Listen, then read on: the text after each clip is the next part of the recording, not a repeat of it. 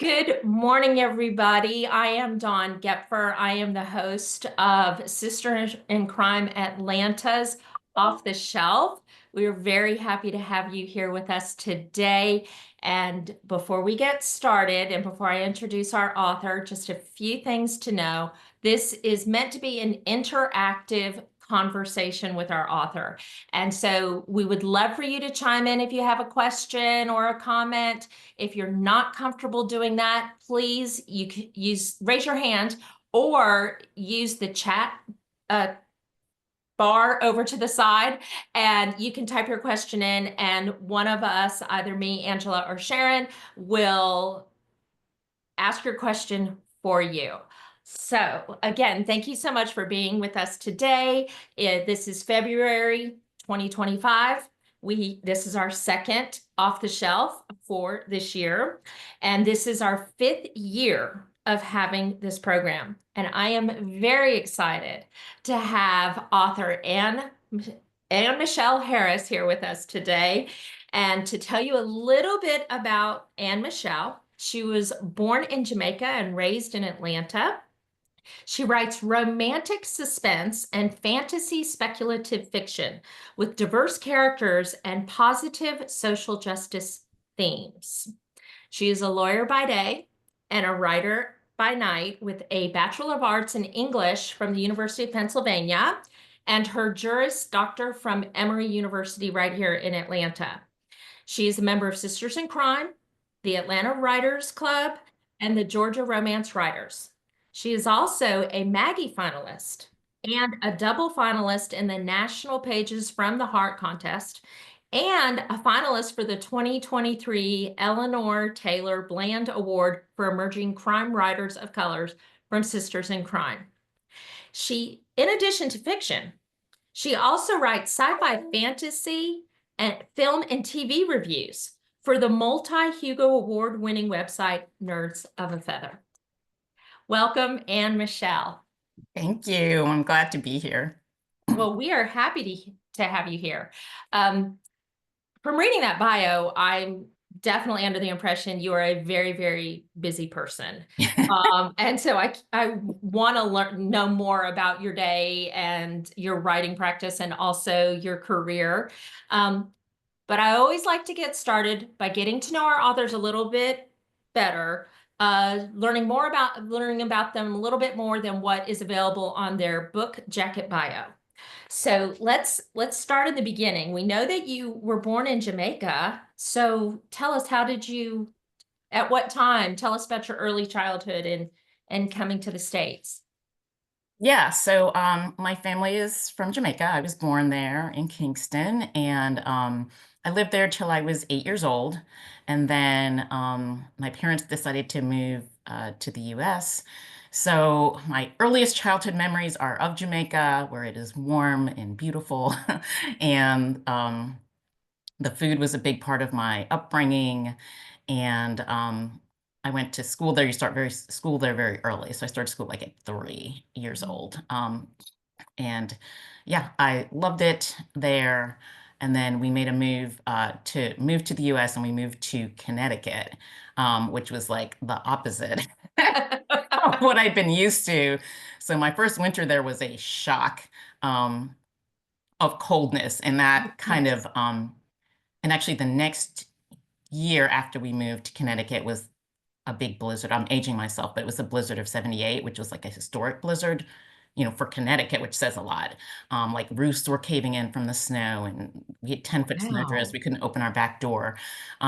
So it was like a huge, just complete cultural shift for me to go from being someplace that, when it's 76 degrees in Jamaica, you need a sweater, you're like, oh, it's cold to 76.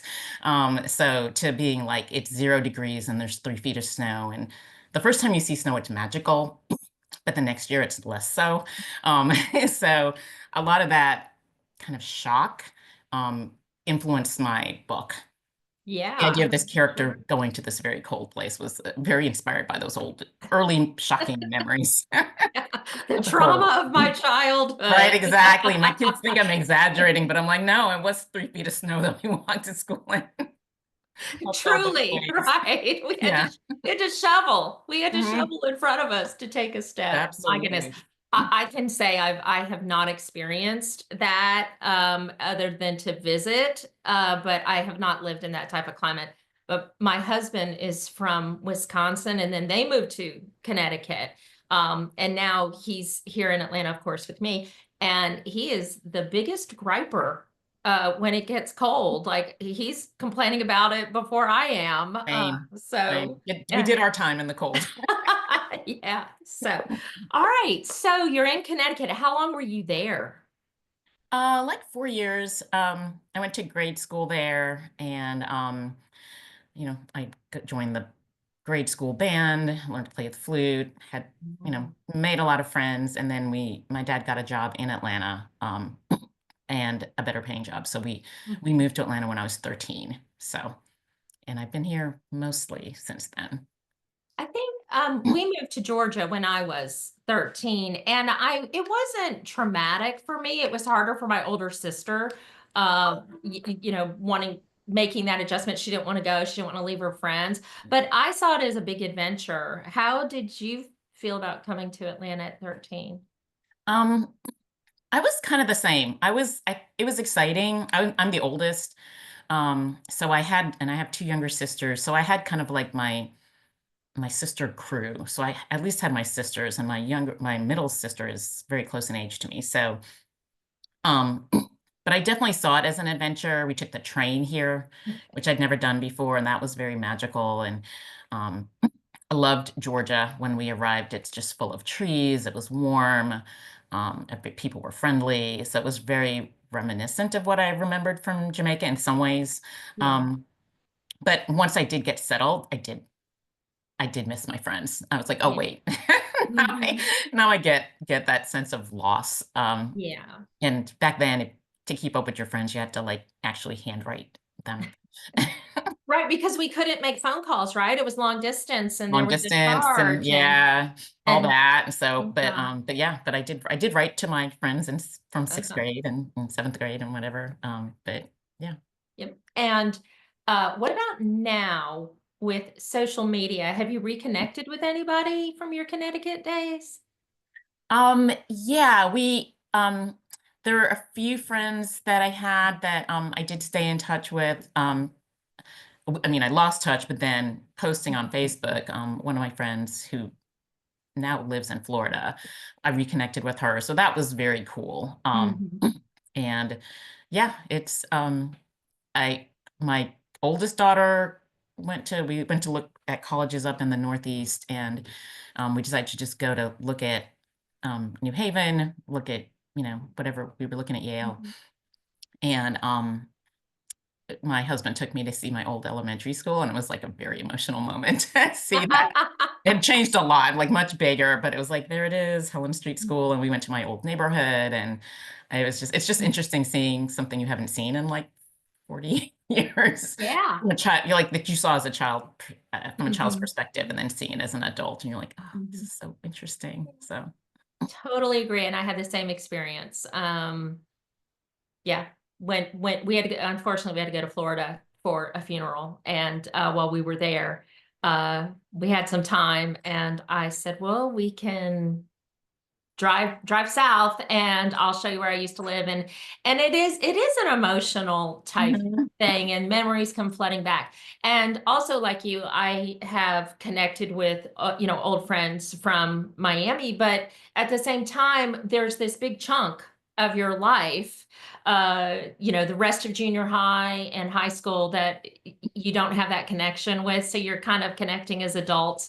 And Mhm. yeah, so, but it's I definitely appreciate Facebook for that opportunity Yeah. to reconnect with them and get to know them again. So you're in Atlanta, and you've stayed in Atlanta this whole time? Like once you moved here as a 13-year-old, you stayed?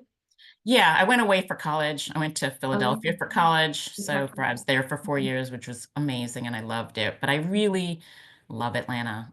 I felt like Mhm, it's a good balance of all the things I like, of the warmth, of the friendliness, but mhm, still the change of seasons. I love that we have, just so many different things in the city limits, which is fun. So yeah, Mhm. I knew I loved Philadelphia, um, because of my friends there, and Mhm. my college experience was Right. incredible. But I knew it like in terms of like living, Mhm. I come back here to live. So yeah. So you go to high school here. What made you, and I know that you majored in English, Mhm. okay? So what made you seek out your degree from, is it the University of Pennsylvania? Did I University of say that Pennsylvania. right? Yep. Mhm. Okay. And so what made you, I mean, again, we have University of Georgia here, we have Georgia State, we have Tech, we have options, but you went back to the cold. Yeah, I did.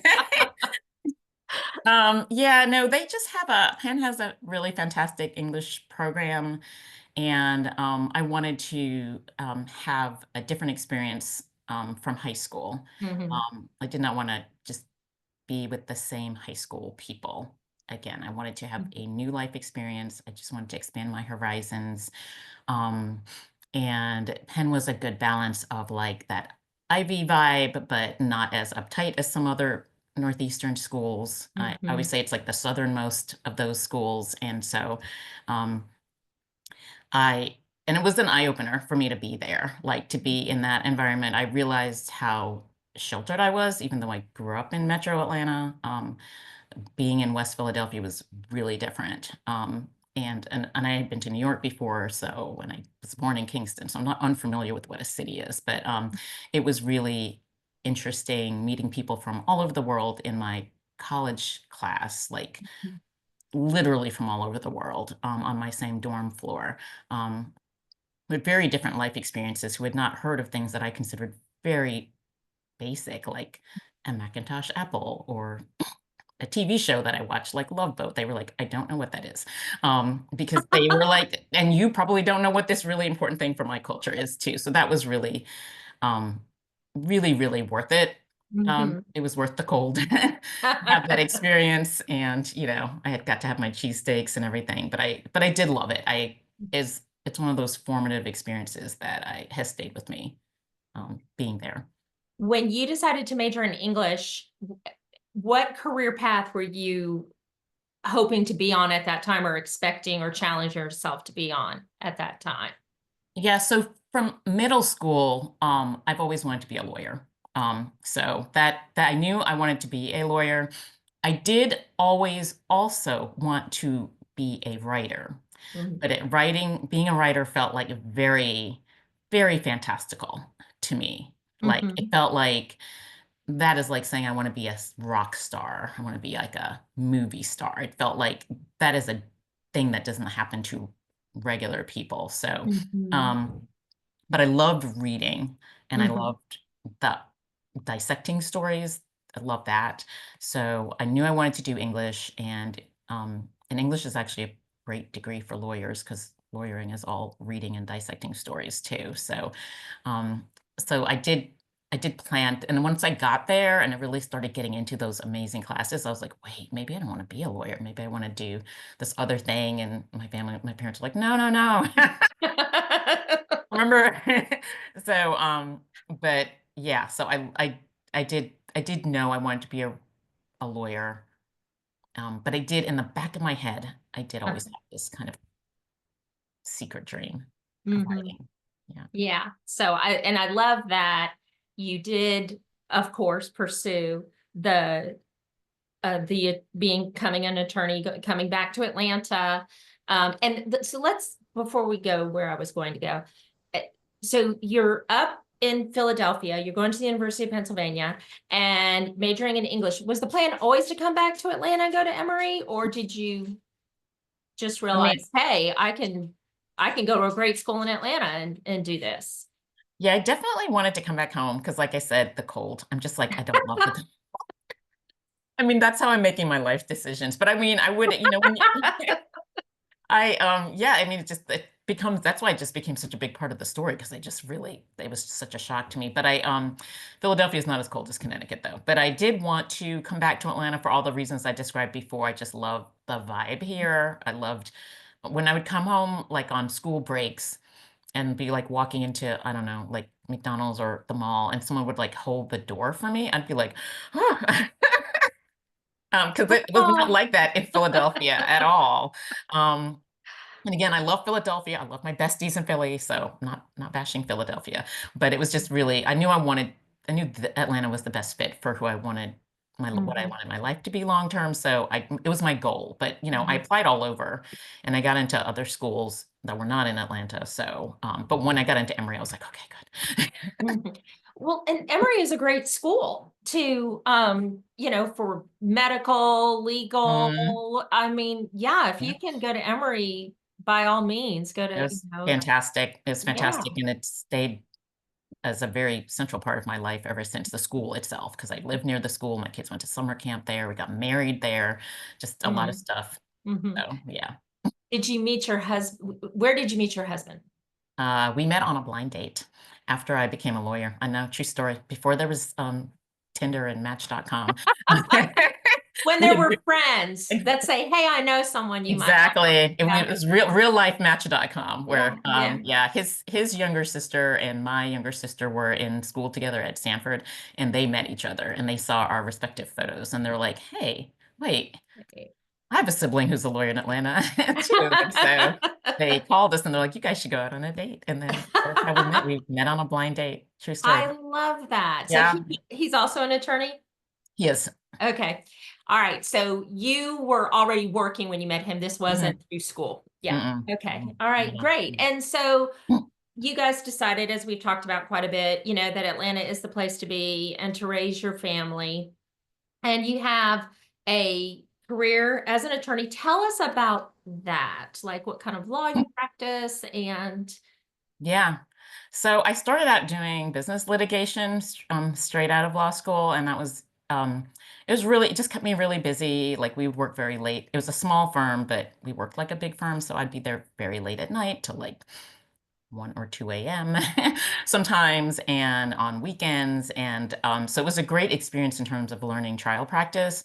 But after a while, I decided I wanted something different. And when I had been in Philadelphia, um, as I mentioned, one of the shocking things was just seeing what a lot of what real life was like, because I grew up in the suburbs in Atlanta in Stone Mountain, so I wasn't uh, anyway, one of the interesting things I encountered in Philadelphia was homelessness. So there were just so many homeless people near the campus, and I really thought about it a Mhm. lot. And because Philadelphia is cold, so it is not a happy place to be sleeping outside. So there are these steam vents out there, I guess, that take the heat out of, I don't really know what the technology is, but there are these big round steam vents in downtown Philadelphia, around the campus too, and people would sleep on them. So they would get blankets and sleep on them. So even like in like, you know, 5 degrees, they're sleeping on these steam vents to keep from freezing. And I just thought, wow, like this is our world. Um, and it really kind of stayed with me. I did some volunteer work at shelters in Philly. And then when I was in law school, I did shelter volunteer work. But sort of like I was saying about being a writer, felt very fantastical and far away and not something I would achieve. I would see this problem and I just thought, I don't know how being a lawyer helps this. Like, Mhm. I don't know what my connection to this, but it stayed with me. And then um, after I'd been at the firm for a couple of years, I got an opportunity through a friend of my husband to work for an organization called the Law Center for the Homeless. And I was like, wait, there are lawyers for homeless Right. people? Yeah. What? um, and so I interviewed and I got the job there and took a huge pay cut, but I loved it. It was Mhm. fantastic to be able to use my degree to help people in that situation. So that's how I made the switch. And then after that, I took a break when my girls were babies for a couple of years to be stay-at-home mom. And I still did legal work though. I still do volunteer on child advocacy work for kids in foster care. Because I'd been part of that legal system when I was working with the Law Center for the Homeless. And then after 2 years of that, I was like, oh, I miss lawyering. So I came back and I started working for legal aid. And so that is what I do now. I've been a poverty lawyer most of my career, I've been a lawyer for 33 years, and I've been doing legal aid poverty work the last 22 years. And then before that, I was like 5 years with the Law Center for the Homeless. So that's been bulk of my career is doing that. And it's trial practice work. It's like Mhm. representing clients and working with poverty issues as part of that, Mhm. as part of the case. It's not just like get your exhibits, make your arguments. It's also like make sure my client can get to the courthouse, make sure my client has food for her kids and those kind of things. So that's been a great privilege to do that That's work. that's amazing. And I've known you a year, maybe two, and I knew you were a lawyer, but I didn't realize this path, and that is fascinating. And I thank you for following your heart and it's great. It's good work and it makes you feel good. So Yeah, yeah, no, I've loved it. I have loved it, and mhm. I've been grateful for all the people who've supported the work that we do there, and like my family, my friends in other industries that are in, corporate worlds are like absolutely fundraiser, whatever, different things like that. So, yeah, it's been really good. Um, I see a beautiful baby. Mm. And then That is my grandson. I was wondering if that was your grandbaby. Sweetie. Well, I love that he's joining us Yeah, yeah. today. So this sounds like a good point in our conversation to pivot to Mhm. your writing and how that came to be. Because as I started to state at the beginning, you're very busy. Like just having the career you have, and you mentioned that there were times when you were, at the office until 1 o'clock in Mhm. the morning, and you have three children, and like what an amazing busy life.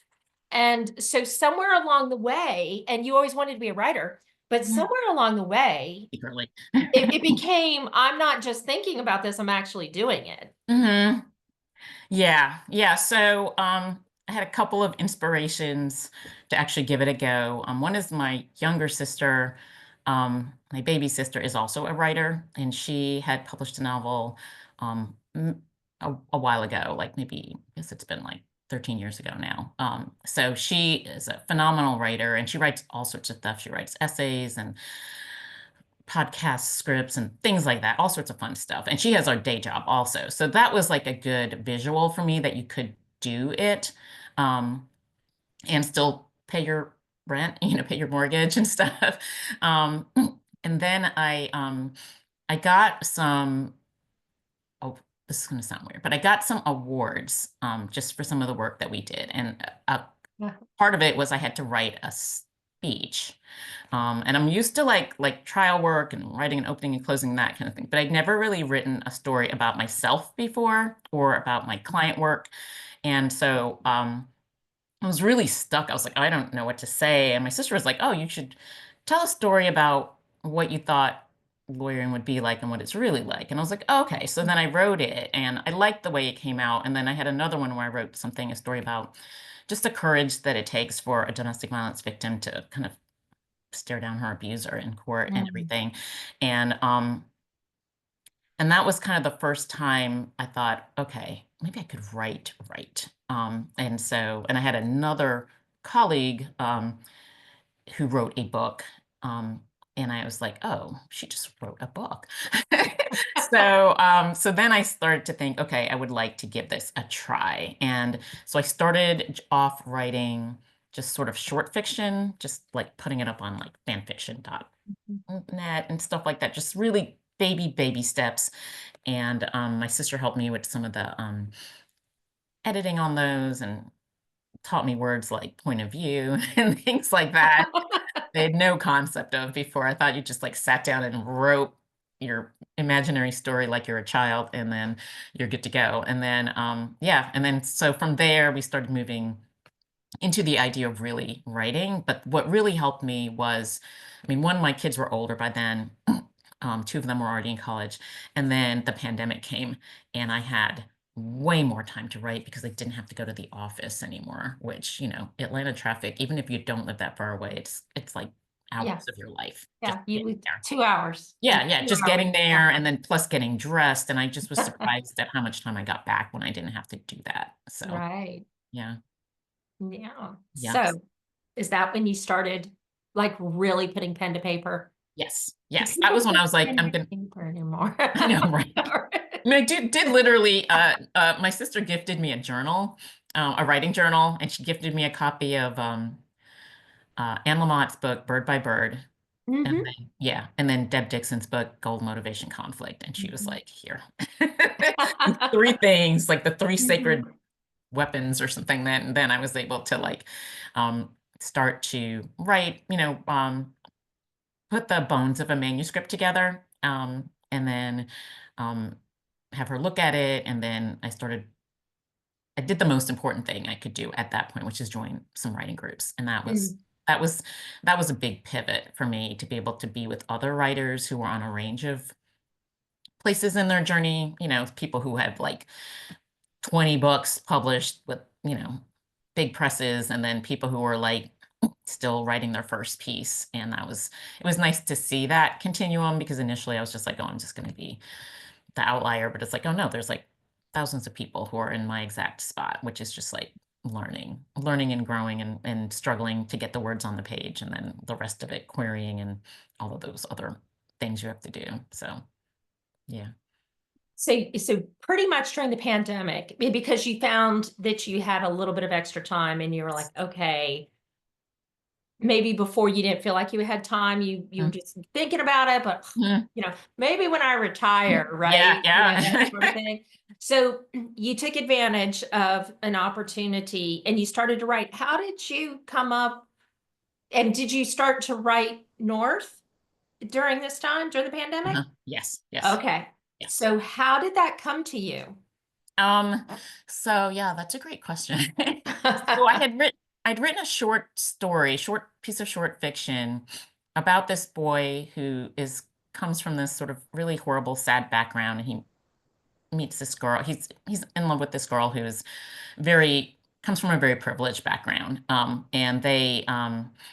And then he gets taken away. He gets captured basically, and has to like kind of find his way back to her.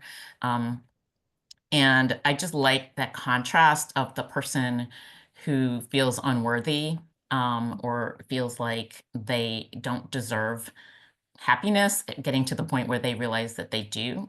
Mm, You do deserve happiness. We all do. Even if you've had a very difficult life or society treats you very differently or very unkindly. I just liked that emotional journey. And so I had posted that and I got good feedback on the platform I posted it on. And it's just weird when you post something like you're like putting a piece of like your heart out there. It's very personal. And you're like, "Oh no, or what are people gonna say?" And a lot of people liked it, which was magical for something, because if you show it to your family, they're gonna be like, "Oh, I love this, it's adorable." But when a complete stranger who doesn't know you and can't see you was like, "Oh no, I really like this." And you're like, "Okay." So I decided to take that story and expand on it. And I had also seen like a movie version of The Snow Queen.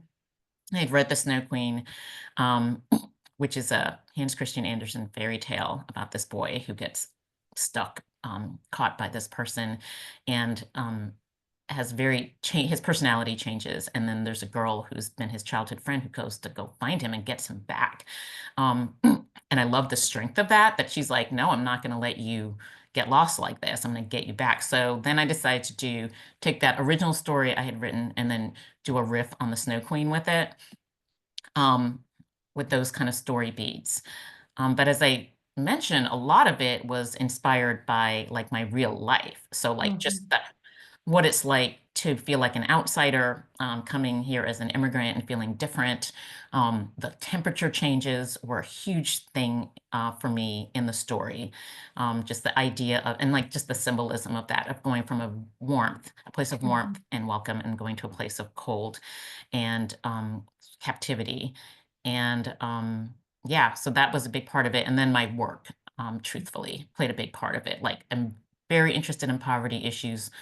Everything I've written has some sort of poverty issue piece in it, except except for this last one I did for the New Guppy anthology. But almost always there's some sort of child welfare issue. There's a poverty issue. There's like a prejudice issue. There's an abuse issue that's not direct because I don't like to write directly about my day job experience, but like symbolically and indirectly. So all of those pieces came together and I just put a lot of it in there. And later when I um, got my publishing contract and they were editing it, they were like, "Oh, this piece has got to go. This scene has got to go." And I was like, "No, no, that's my big, my big monologue on poverty and abuse and blah blah blah." And they're like, "Yeah, it's cutting the vibe of the scene." I'm like, "Okay, whatever." But a lot of my personal experiences became part of the plot for the story. So yeah. Mhm. Well, that's amazing because one of the questions I was going to ask was how did your day job, uh, lawyering, how did that play into your story? And and when you were initially describing the boy's situation, I thought to myself, oh, Mhm. I'm hearing that. I'm Yeah. catching that. And then you just clarified. Uh, Yeah. Yeah, yeah. definitely. Yeah, definitely.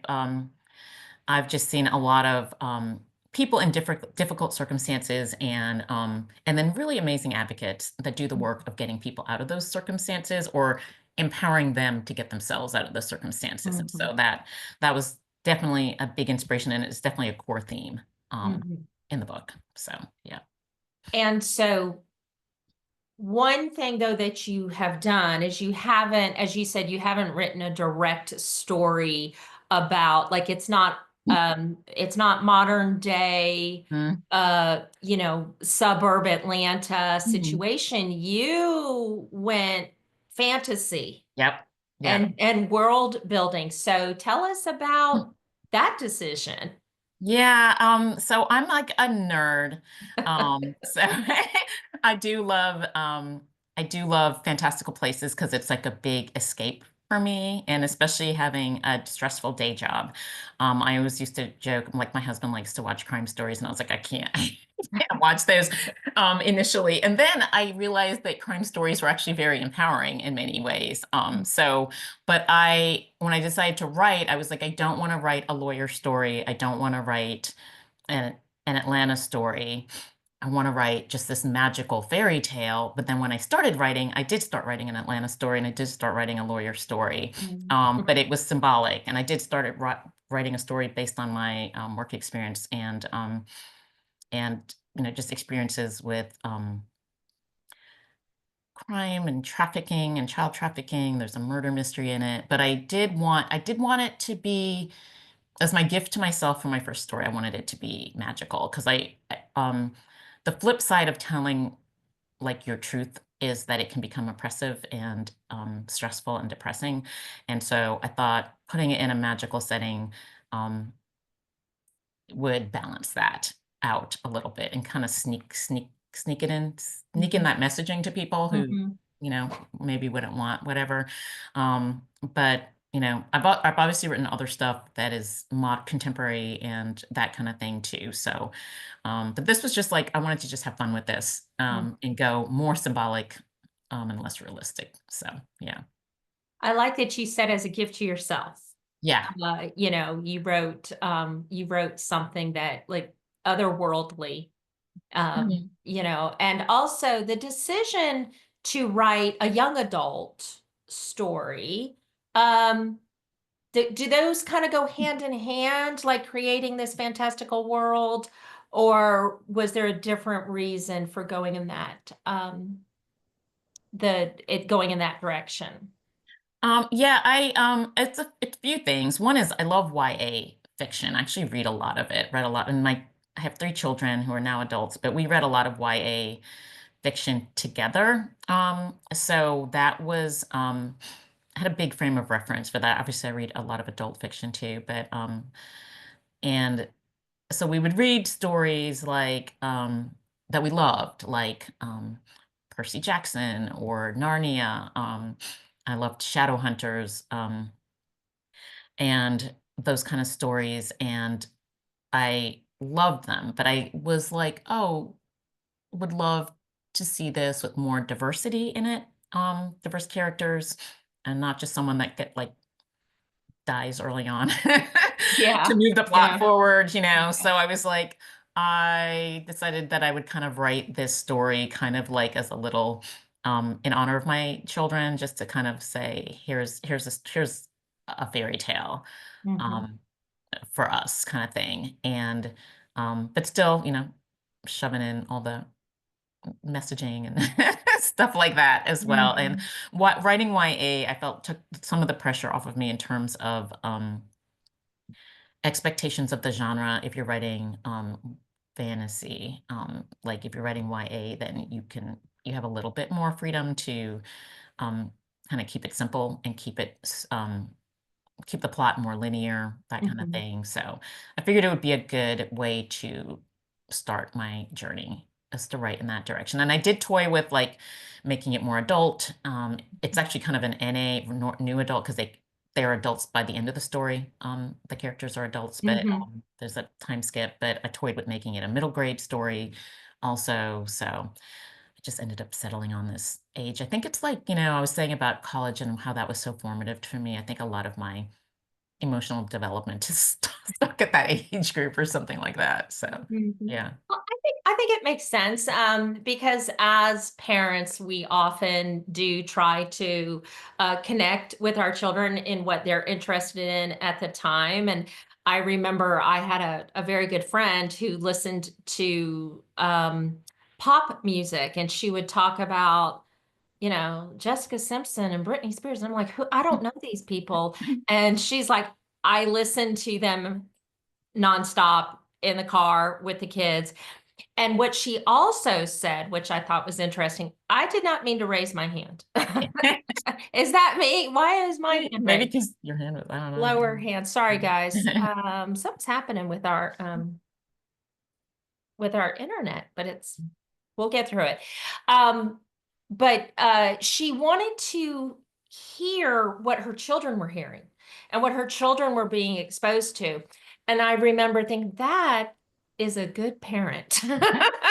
That is a really good parent to think along those lines. And so Mhm. I love that you have this connection with your kids, and that in a way this story was for them, even though they were out of Yeah, that exactly. age range, right? By the time it was done, they were out of the age range, but Right.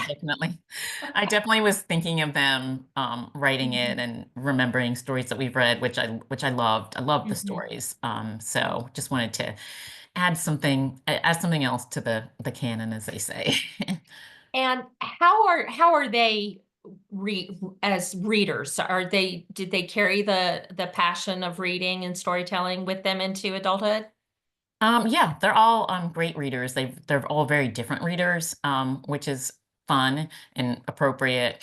And they're all creative in their own ways, which is very magical to me because I Mhm. didn't think of myself as a super creative person in my childhood or early adulthood. But I love that we hold space for that now in this day and age where you could be like, you know, a book talker or Yeah. a filmmaker or an actress or whatever it is, and have that balance to pursue that. So yeah. That's great. It sounds like you guys were very encouraging parents for them, having this very solid background in the legal field, and but your children also feeling free to pursue their creative side. I think that's lovely. Yeah, yeah, definitely. I am a big believer in like the importance of reading, and we always had books for them. My parents always had books for me growing up. Mhm. And so reading, and not like say you have to read XYZ, but like, you know, just this is a way of whatever genre you choose to Mhm. explore yourself. So Mhm. yeah. Yes. Good. That's great. So you wrote this amazing book.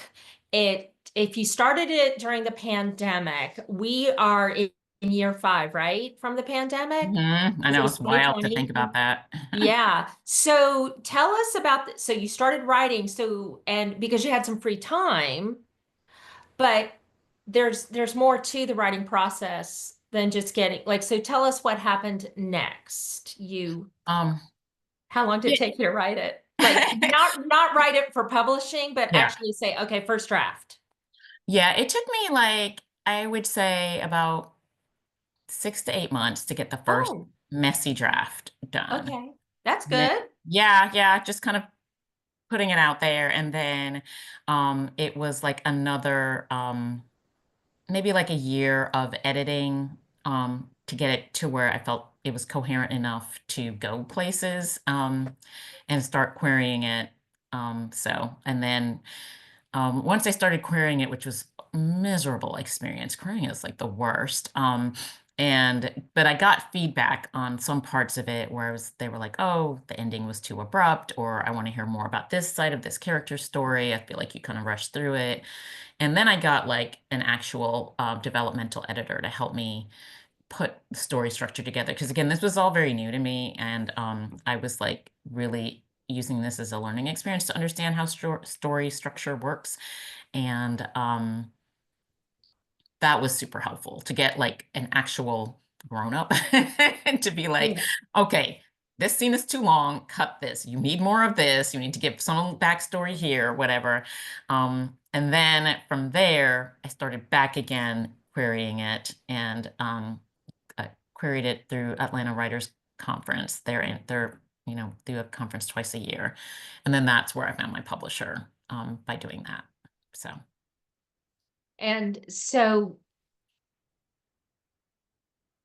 so by the time you got to that point where you found the publisher, was that about 4 years? And then this past year has been It the was act. about 3 years. 'Cause it Okay. took a while to get from signing the publishing contract to getting published was like two. It was almost 2 years. Oh, wow. Yeah, yeah. It Yeah. was a while because you're in a queue with other books, and then you have to go through editing and then Hmm. cover and everything, and then everything has to be ready like a year in advance to go to the distributor. So that was surprising to me just Wow. how long the process is, and especially as a new person, it was long. I know people who are like under contract with some publishers and they can crank stuff out much faster because they're already kind of in the system. Their stuff is already print ready when they start and Mhm. everything. So Mhm. so I hope to get there. But yeah, but the process it was a while to get everything ready and working with the publisher and getting the cover done. There was a lot of back and forth about that. So yeah. I do want to ask about the cover because the cover is really impressive. It's a very exciting, to me, very exciting cover. Tell us about that, like the actual, like who did that for you and what was the process? So that was the publisher has a cover artist that they use, and they basically were like, they make the final decision about what the cover will be, but they want the author's input. So they were basically like, oh, give us some idea of what your vision is. And I had been, on the advice of other writer colleagues, I've been making like a Pinterest board of like my vision of what it was like. And I still read YA, obviously. So I've seen some cover ideas. And so I sent those over to them, and then they sent me back, the designer sent me back some mock-ups, and I was like, oh, too gothic or too whatever. And then they went again and changed it, and then they sent back some other stuff, and I was like, ah, too juvenile. And they sent back some other stuff, and then whatever. And then they sent me this cover, and I was like, oh, I like this. Mhm. So then, and they have like the back cover copy, so they know what the vibe of the story is. Mhm. So yeah, so they designed this one, and then I gave them some more feedback on the fonts because I wanted the font to be a little bit more intense. So they changed the fonts a little bit and everything. But yeah, that is how that process worked, was like emailing back and forth and being like, oh, how about this? How about this? So yeah.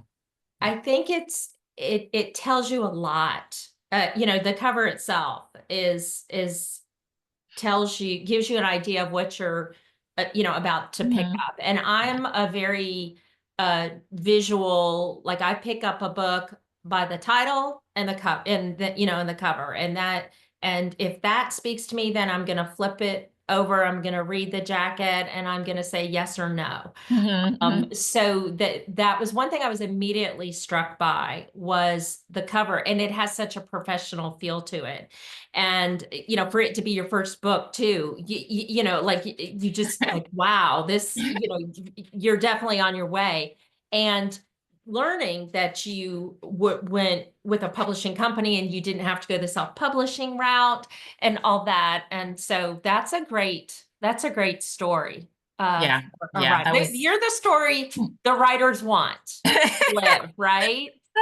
Yeah. Yeah, I know. I definitely have colleagues that self-publish and they are like they're pros. Like they know how to do cover design, they know how to edit. They have the whole thing lined up and um I I am in awe of them. But yeah, but I was glad to have um this is my first experience to kind of have someone hand holding me through the process of Mhm, the galleys and the cover and all of that stuff. So, mhm. yeah. So you have mentioned like being involved in the writing community and that it was helpful to you. So let's just real quick, because I'm trying to be conscious of the time. It always amazes me how quickly these conversations go. But like stepping out, like, at some point you had to say, I'm gonna look into this. So how did it even come to you that there were writing communities locally even that you could be a part of? Yeah, that was that I gotta give credit to my sister for that because I was like a complete novice at this. But um I she was very involved with Georgia Romance Writers. She's past president of Georgia Romance Writers. So, Mhm. years ago, I would come to some of her stuff and everything. So she was like, okay, here's the thing you have to do first of all. First of all, you got to make a social media presence on places that you don't normally hang out.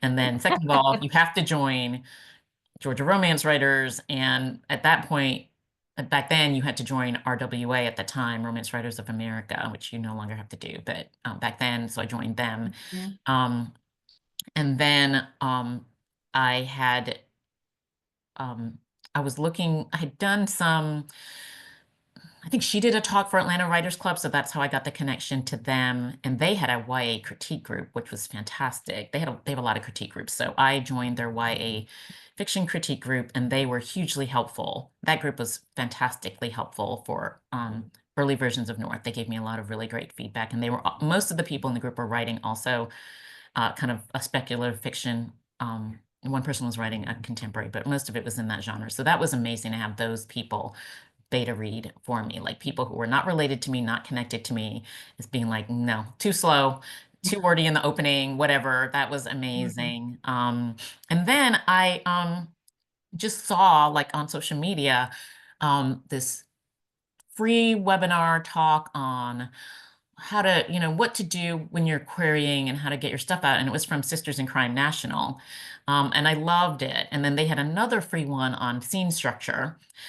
So I went to that. And then I was like, oh, wait, I love these. These are so great. So then I joined Sisters in Crime National. And then they were Mhm. like, oh, we have this chapter called the Guppies if you're new. So then I joined the Guppies.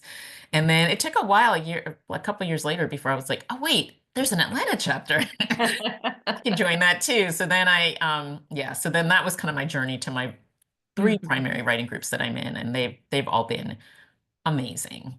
Cannot say enough about how welcoming and wonderful the writing community is, how people are happy to beta read for you, happy to tell you how to do a promo box, happy to introduce you to people in your genre or experts. I have a manuscript that I'm writing, that I'm querying, that's still out with some people right now. That's Mm. a contemporary crime story, which is about a lawyer and kids in foster care. So all dead center of all the stuff I said I wasn't going to write. But but there's a scene with guns, and I'd never seen or touched a gun, and I had colleagues through Sisters in Crime who were like, "We'll show you. Come on, let's go to a range." And I was just like, I love the writing community. It's just been so welcoming. So Well, of course, we're glad to hear that you're part of Sisters in Crime National as well as Sisters in Crime Atlanta. And we're so happy to have you in our organization. And you kind of answered a question because knowing that you identify as fantasy romance, I thought, well, what was the draw to us. And I'm hearing, well, number one, your career background is, Mhm. Yeah. definitely, will guide you in our direction. But also now that you've got something in the hopper that you're working on, that really is kind of more up our alley. And this story too, though, there's intrigue, there's suspense, there's Yeah. Yeah. drama. No, it's definitely very much about like, murder intrigue. There's a big murder mystery in it because that's a big Mhm, major story point is the female protagonist's father was murdered and they think they know who was responsible and it's kind of a journey and there are a lot of political repercussions from that and then mhm, kind of figuring out what happens next. And of course the main male primary protagonist is a crime victim. Like he's mhm, from the child welfare system and he has been trafficked, which is a real thing that happens sometimes.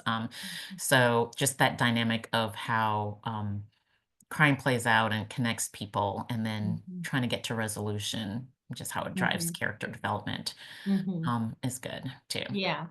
Yeah, and so definitely there's a tie-in to the genre that we tend to Mm. highlight here, is that there's more to this story, Yeah. than young adult romance, Mm. fantasy world. Yeah. Yeah. Yeah, it's very, but really those elements are very secondary and there's no actual like magic in it. There's no dragons, sorry, or anything. It's just actually real people. And Did you say it's sorry? I There's no know, I dragons, no know. sorry. I feel like I need to clarify. I'm like, True, I guess so. I guess there are so. dragons in it, but although I love dragons, I am a dragon person.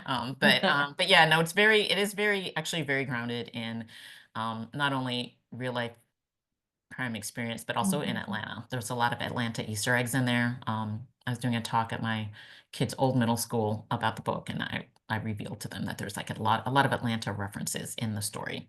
So Mhm. yeah. Well, I definitely like that. I recently read Mike Cobb's The Devil You Knew, and that was one of the things I enjoyed the most was Atlanta is the location, and Hmm. and I was reading and I was like, oh, I know where that street is, or I know what building Hmm. you're talking about. I thought, and that was a lot of fun to me. So Yeah. it sounds like I am going to enjoy reading your book as well. And the purpose of this program, we call it Off the Shelf because we are introducing a reader audience to an author, and the goal is to get the author's books off the shelf and in the hands of these readers. And I will tell you that I am going to make sure I get a copy of your book and read it because it really does sound amazing, and is super curious about how it all plays out. So, is what's next? You mentioned you're working on a screenplay, but as far as a book, is there a sequel or? Yeah, I am working on a sequel. The publisher wants to do another book. So I'm about a third of the way through the sequel to Wow. this, and I can't say anything about the content because it'd be very spoilery. Um, but yeah, I'm working on that. And then I'm also in the Eighth Guppy anthology that has come out, sorry, the ninth one, the current Guppy anthology that is out now, and which is called Gone Fishing, Crime Takes a Holiday. I have a short story in there called Drive. So that is out, and the stories in there are fantastic. The other writers are amazing. So I highly recommend grabbing that wherever you buy your books. It's available. So And you were also in the seventh anthology. That was the really first time you were published, right? A story yes, was yes, that published. was my very first publication was when I got accepted into that anthology. I was so excited. I was like screaming happy. And so that was my first experience with publishing and galleys and being edited and all of that. And then during that time, I also got the North Mhm. under contract. So it was like a good year Yeah. for that, both Mhm. at the same time. And that was the anthology was a good experience because it sort of introduced me to the kind of mechanics of being a writer, like setting up an Amazon author page and that kind of thing. So Mhm. yeah. And so this is, like I said, I'm so amazed at how quickly these conversations go. And there's so many other things I would love to chat with you about, but we probably should wrap it up. And as a send off, I do ask our authors to share with us a recent book that they have read and tell us a little bit about how they, if how they liked it, if they liked it, if they recommend it. And this is because we have a monthly program, another online program. It's free, open to the public. It is called Murder by the Book. It's the first Saturday of every month, and it's on Zoom. You can register through our website or our Facebook page. And it's a gathering of readers, and we all talk about something that we've read recently, and we share our opinion of it. So, Anne Michelle, I'm putting you on the spot Yes. and asking you to share something with us. Yeah, so I mean, I kind of have two because I wasn't Oh, sure if it was supposed to sure. be something finished or not, No, or I'm still mm-mm. reading. So I'm currently reading and loving this book. It's called All Her Little Secrets Mm-hmm. by Wanda Morris, Mm-hmm. who is an Atlanta writer. And it is fantastic. It is a story about this corporate lawyer. And in Atlanta, and she discovers a dead body, and tries to hide the fact that she had any connection to seeing it. And it's because she's got this really interesting, twisty background.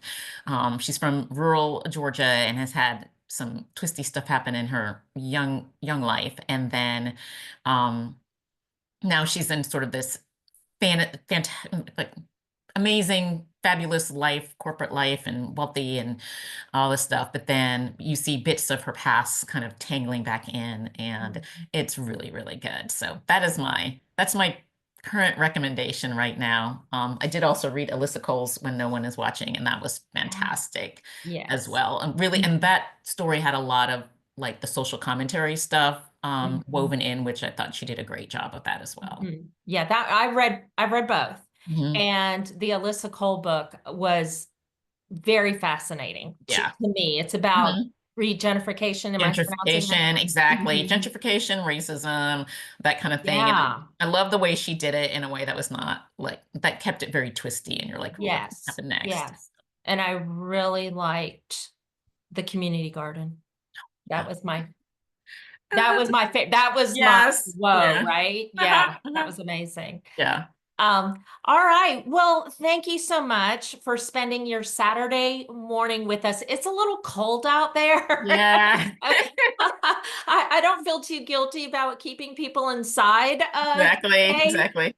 But I definitely appreciate it because you guys that have been with us here today and Michelle, there's other things you could have been spending your Saturday morning doing, and yet you chose to be here with us today. And we appreciate it. We hope you'll join us in the future. The Off the Shelf program is the fourth Saturday of the month, 10 o'clock, Zoom, free information on our website as well as our Facebook page. And we hope you will join us again in March. I can't believe already March. Our author is Carmen Amato, and I am really looking forward to talking with her as well. Don, we had one question. Oh, I'm sorry. Linda Foster would like to know Anne's sister's name. Oh, Oh, yeah. Tell us about your writer Nikki, sister. Nikki Salcedo. Nikki I know Salcedo. that name. How do I Yeah, know that name? she's Because she's a writer. she's a writer. She's very she also writes the column for Decatur-ish. So a lot of people know her from that. She's got some Oh, published essays from that.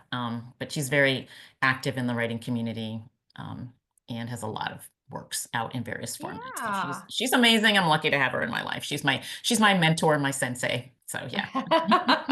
That's great. Mhm.